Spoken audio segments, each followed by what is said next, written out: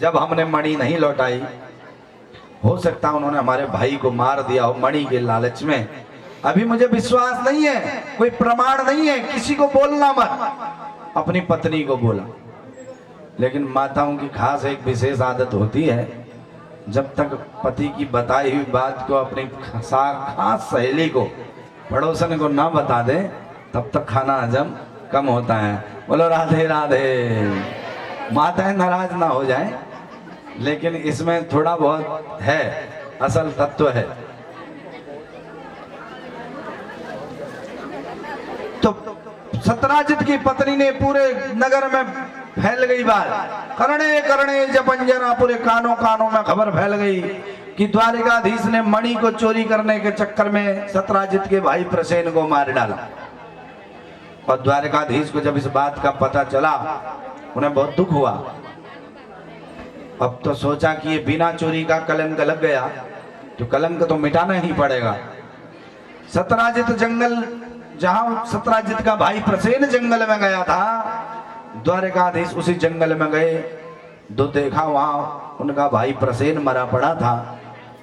चरण निशान को देखकर, चरण चिन्हों को देखकर भगवान चलते गए, एक गुफा में चले गए। आप लोग जा सकते हो, या बैठना तो बैठ सकते हो कुर्सी में। थोड़ी देर में आरती होने वाली, बस इसी प्रसंग के बाद।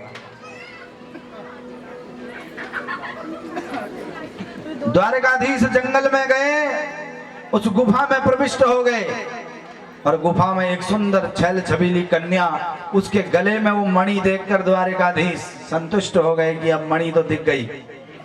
अंदर गए तो उस कन्या के पिताजी उस गुफा में बैठे थे, और उन्होंने देखा हमारी आज्ञा के बिना इस गुफा में कौन प्रवेश किया है।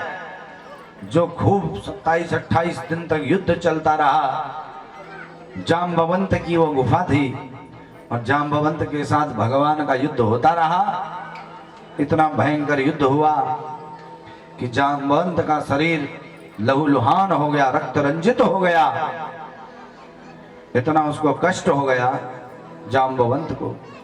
भगवान ने अपना घुटना जैसे ही जाम्बवंत की छाती में रखा, तो जाम्बवंत कहने लगा, हे प्रभु, मैं आपको जान गया, त्रेता में राम अवतार में आप आए थे, मैं पहचान गया आपको। हे मेरे प्रभु, आप ही मेरे ठाकुर जी।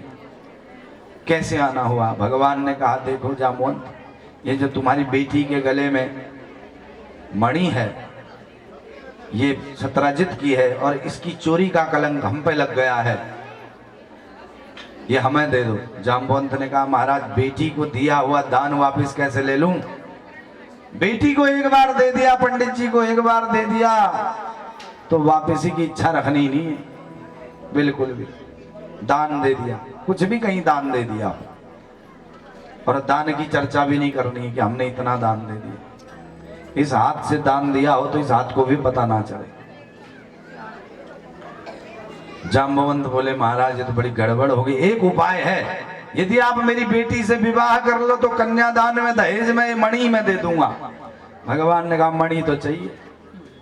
तो जाम्बवती से भगवान ने विवाह कर लिया, और मणि उनको दहेज में मिल गई। उस मणि को लेके सत्राजित के पास गए, बोला, भैया तुमने हम पे कलंक लगा दिया था चोरी का, ये तुम्हारी मणि है। और सारी कहानी सुनाई कि जाम्बवंत की बेटी के पास थी, इस मणि के चक्कर में हमें विवाह करना पड़ा दूसरा। जाम्बवती मां से भगवान का दूसरा विवाह हुआ। बोलो द्वारकाधीश भगवान की। बाकी की चर्चा कल करेंगे, मुझे लग रहा माताएं परेशान हो रही हैं। कल सुबह 9:30 बजे आपने ठीक यहाँ पहुँचना है। दरअसल हमारे बीच में हमने कहा था ना कि हमारे कैबिनेट मंत्री आने वाले, मंत्री लोग, नेता लोग लेट ही करते हैं, तो पहुँचने वाले हैं कुछ देर में। आरती करेंगे जब तक शायद पहुँच जाए, आरती करने तक शायद पहुँच जाएंगे, तो हम आरती आरंभ करें। सभी लोग अपने अपने स्थान पर खड़े हो जाएं।